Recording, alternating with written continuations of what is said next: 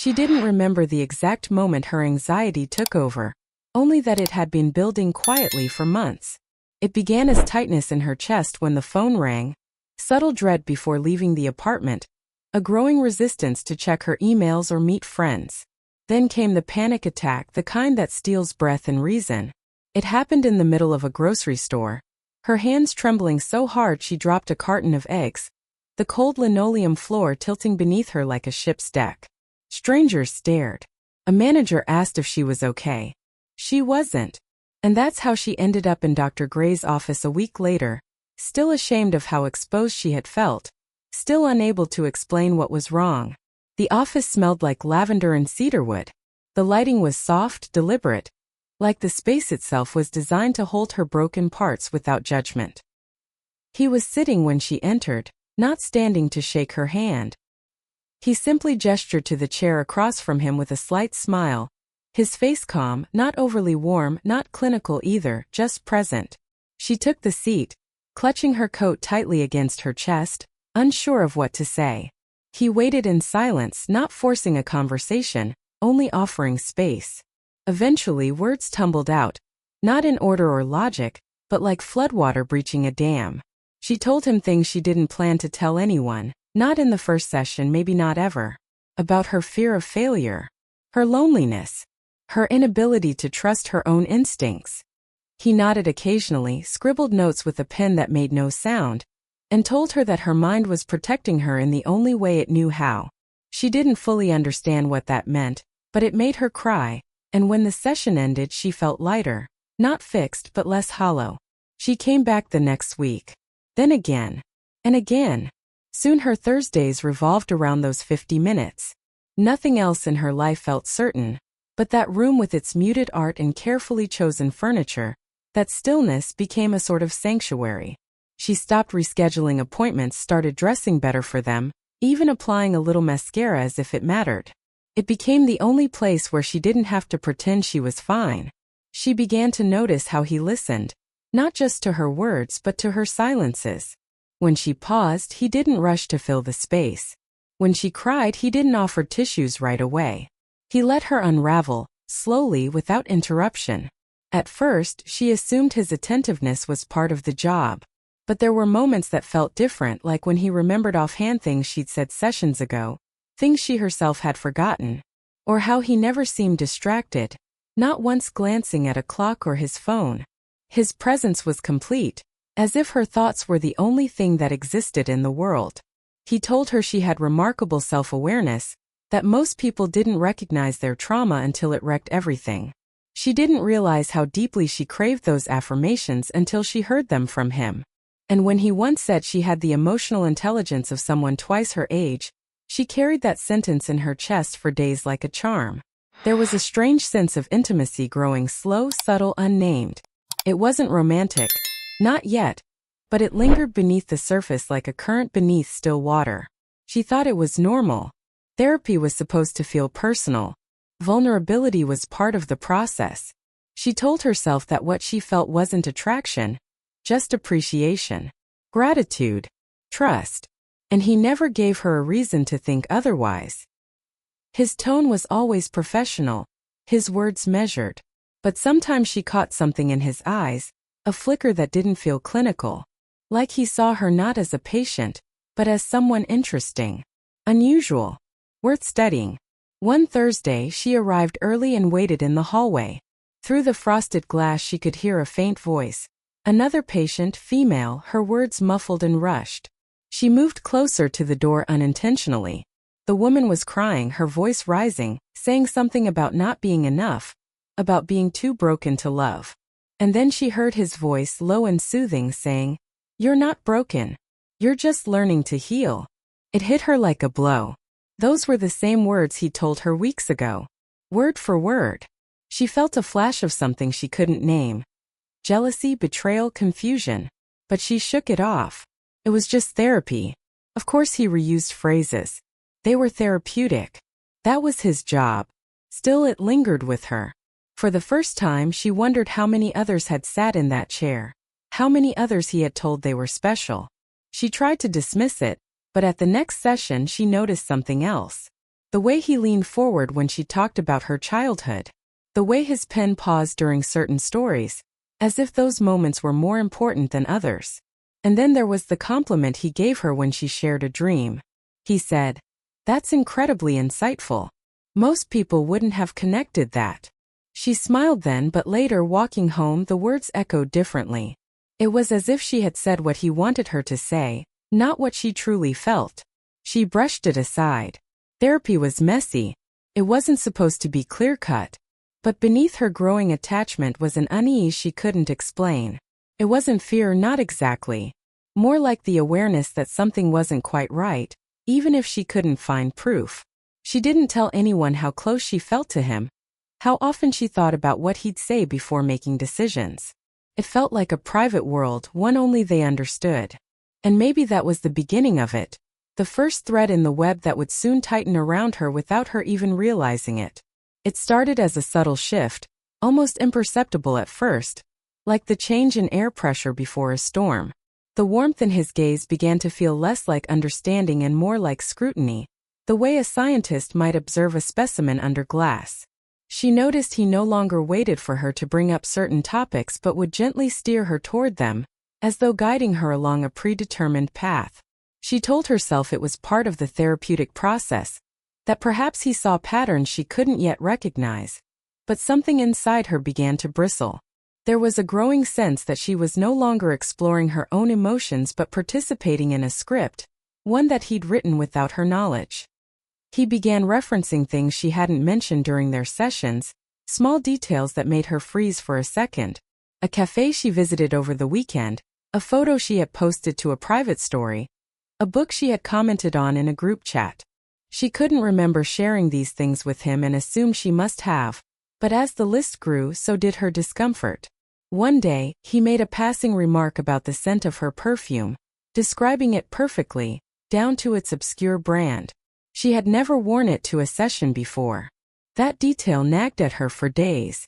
She searched for a rational explanation, something benign and coincidental, but none came. What once felt like care now began to feel like surveillance. She started censoring herself during sessions, second-guessing what she shared, wondering how it would be interpreted, categorized, stored. She noticed how he responded with particular interest when she expressed shame or guilt, leaning in slightly, his tone more curious than consoling. The more she revealed her vulnerabilities, the more he seemed energized, almost alert. She started to feel like her pain had become a performance, one he quietly enjoyed not because he was cruel, but because it confirmed something for him, something she didn't yet understand. She remembered a moment that seemed insignificant at the time. She mentioned a dream where she was standing on a stage, unable to speak, while faceless people watched. Instead of interpreting the dream symbolically, as she expected, he asked how she felt knowing she was being watched. The way he said it made her skin crawl. It wasn't just clinical interest, it felt like a test. And when she stumbled through an answer, he nodded, as if she'd confirmed a theory.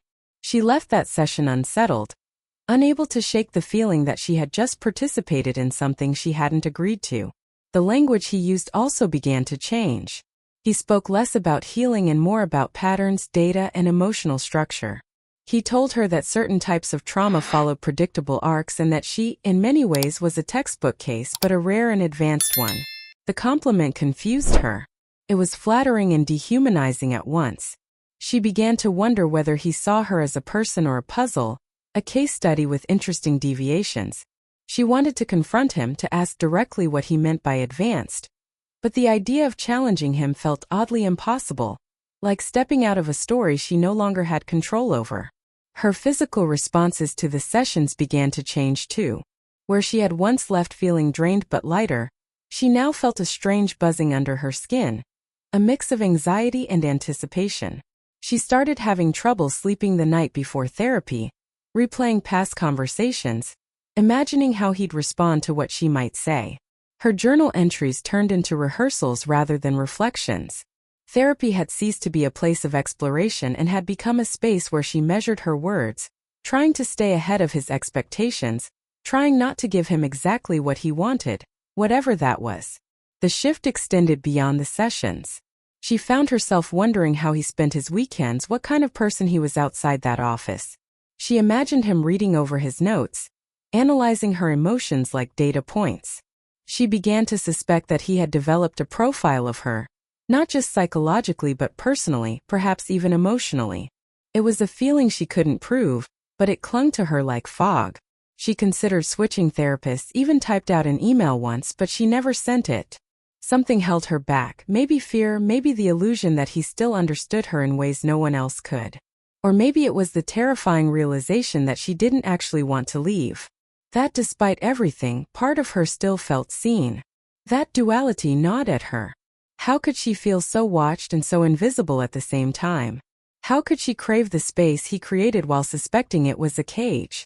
She began to pay more attention to the way he listened, how his head tilted slightly at certain phrases, how his notes increased when she cried. She caught glimpses of his reactions when she mentioned men she dated, moments when his posture shifted or his voice dipped just slightly.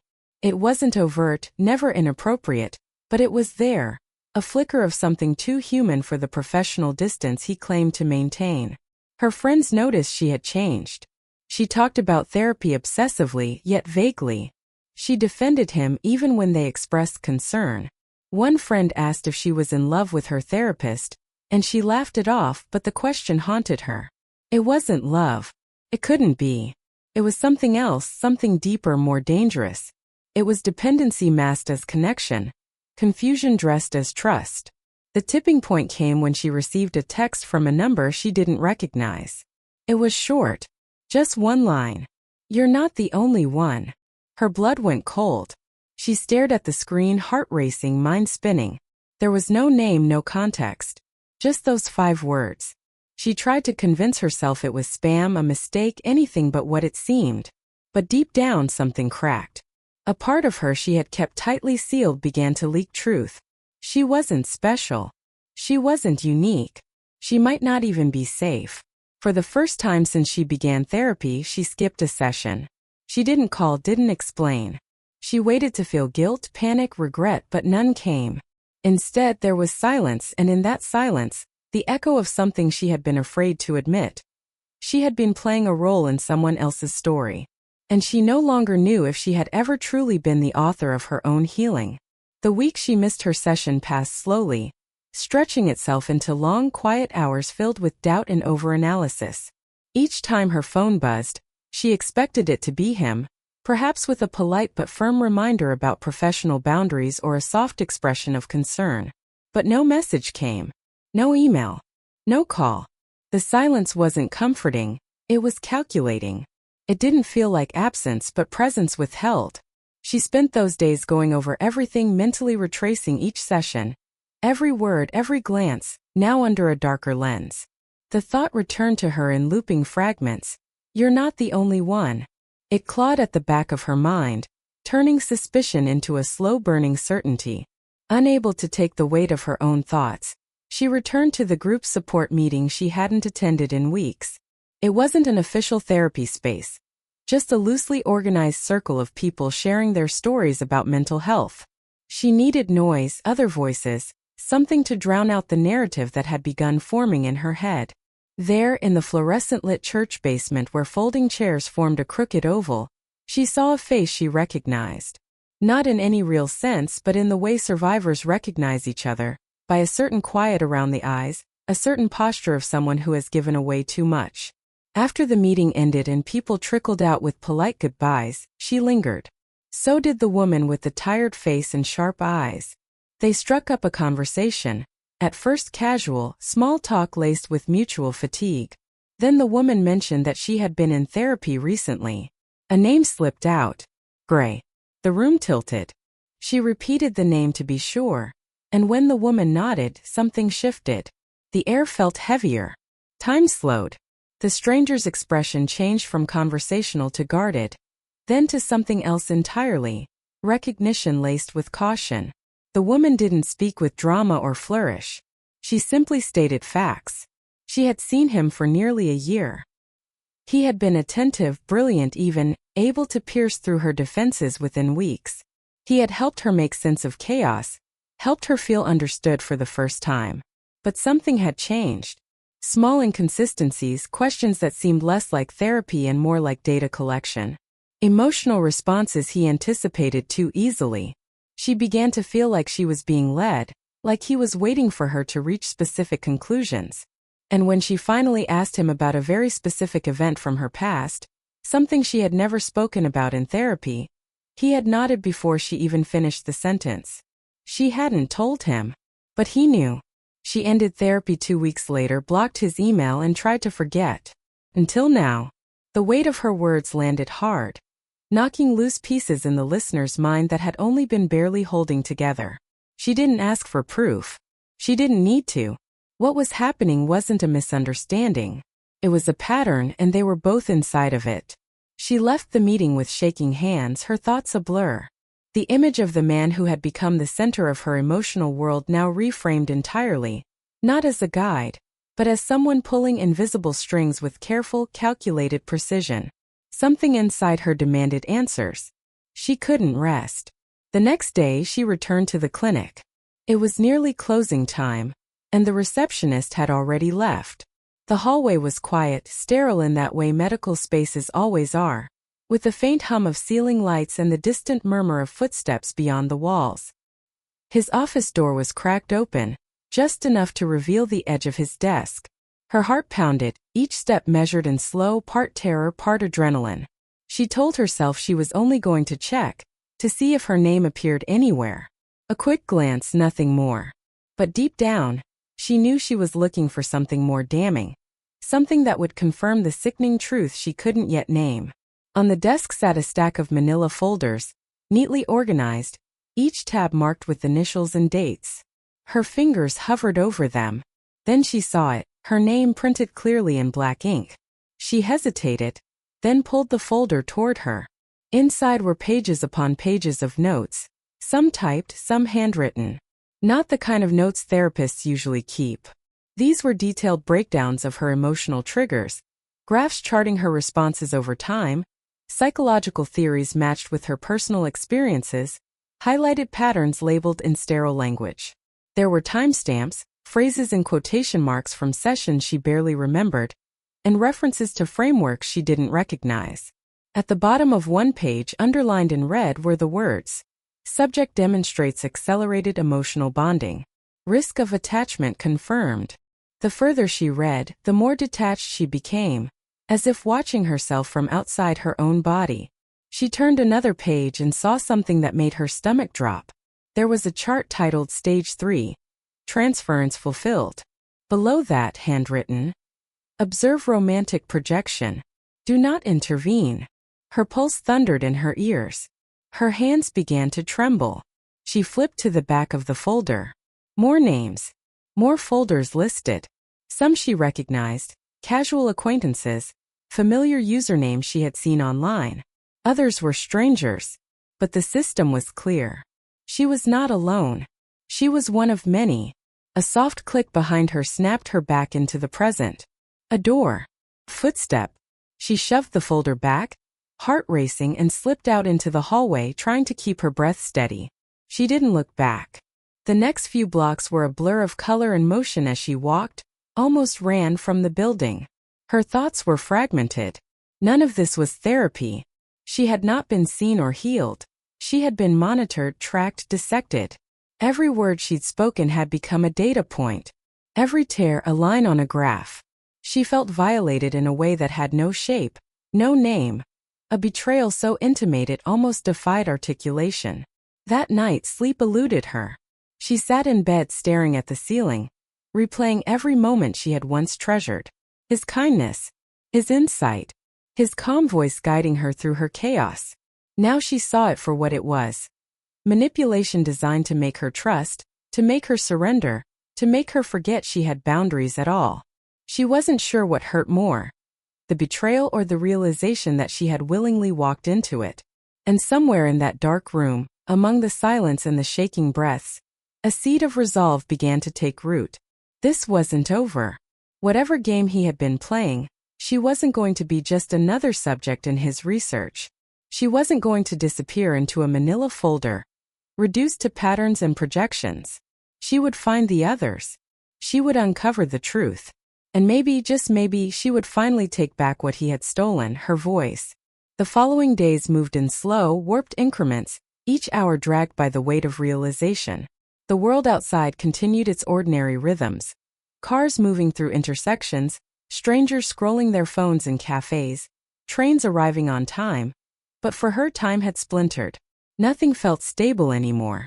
Everything she had trusted had been infected by doubt, and she began to question not only what she had experienced in that room but also the very nature of her memories. She wondered how many of her thoughts were truly hers and how many had been shaped, steered, or subtly redirected under the illusion of healing. The image of those folders haunted her. Her name in black ink. That phrase, romantic projection, seared itself into her brain like a scar. She could still feel the texture of the papers under her fingertips, clinical and cold, as if they had documented not a life but a test subject. She spent hours combing through every email, every receipt, every journal entry that had anything to do with him. What once seemed like routine therapist reminders now took on a different tone, almost predictive in their timing. There were emails reminding her of upcoming sessions right after emotionally intense social events, as if he had been tracking her life outside the office.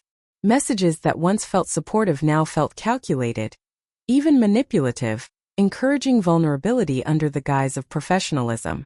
She noticed how specific phrases recurred. "You're progressing faster than most. You're one of the rare ones." This level of emotional insight is uncommon. These were not spontaneous affirmations. They were strategies, patterns meant to foster attachment, to open her up more deeply.